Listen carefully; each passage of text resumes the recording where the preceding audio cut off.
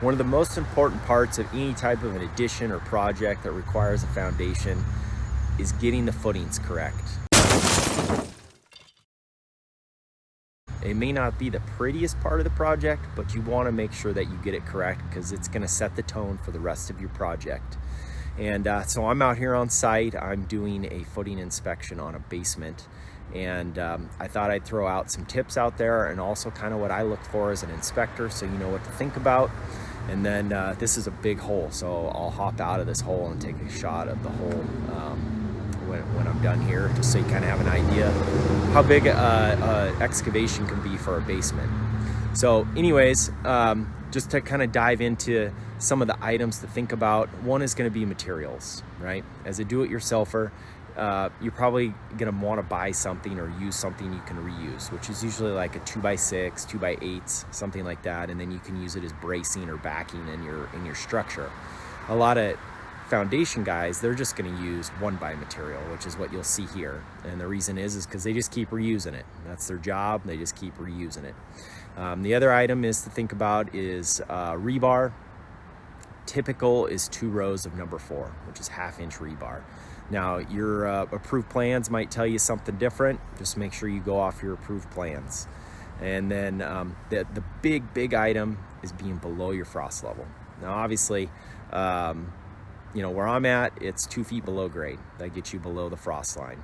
If you live in warmer climates, you may not have a frost line, and so your building inspector, your approved plans might tell you only need to go 12 inches. But whatever that is, just make sure you get below that and you get down to native.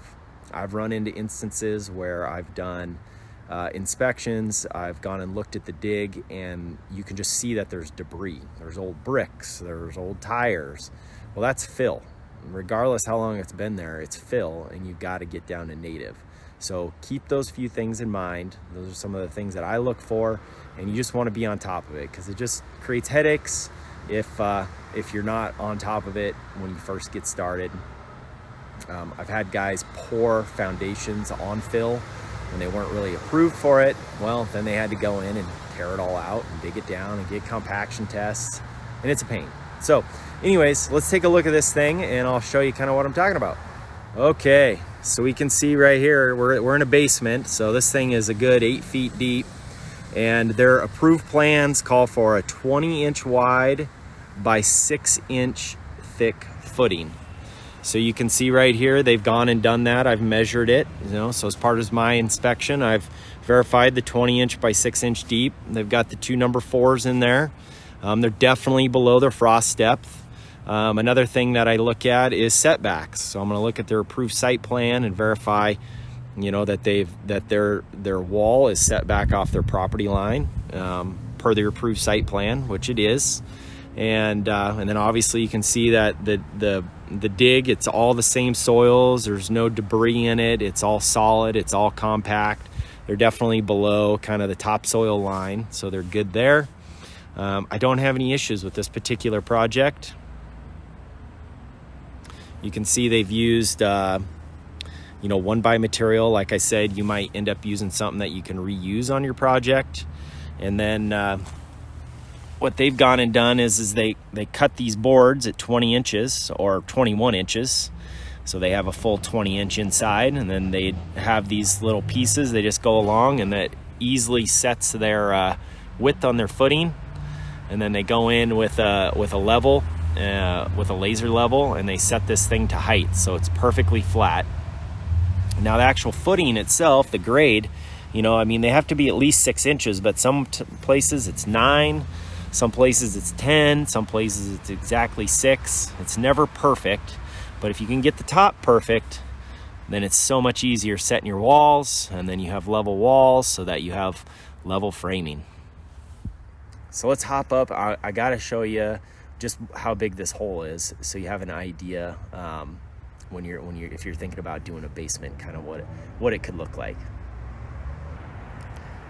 Okay, so I'm here up on top, and you can see how deep this is. I don't know if the video will do justice, but this is about 8 or 9 feet deep, and you can see along here they're over dig, because you got to over dig enough that you have a safe place. You're not going to have sloughing on top of people.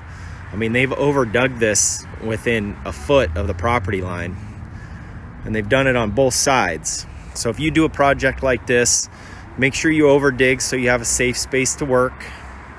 And then just look at how big that hole is. When you're comparing it to the houses, the street, and the house next door, there's a lot of material that came out of there. So this has been with Building Code Tips. If you got any questions on this, definitely hit the comments below. As a quick recap though, just make sure that you get yourself some materials you can reuse. Get your rebar in per your approved set of plans. Make sure your setbacks are correct off of your street, off of your side yards, your neighbors. You also might want to make sure that you get a U for ground in there. I did not mention that earlier, but ask your inspector if they require a U for ground, which is grounding for your electrical system. And by all means, get below that frost line. Just make sure you don't have any heaving down the road. And that should keep you moving when it comes to footings.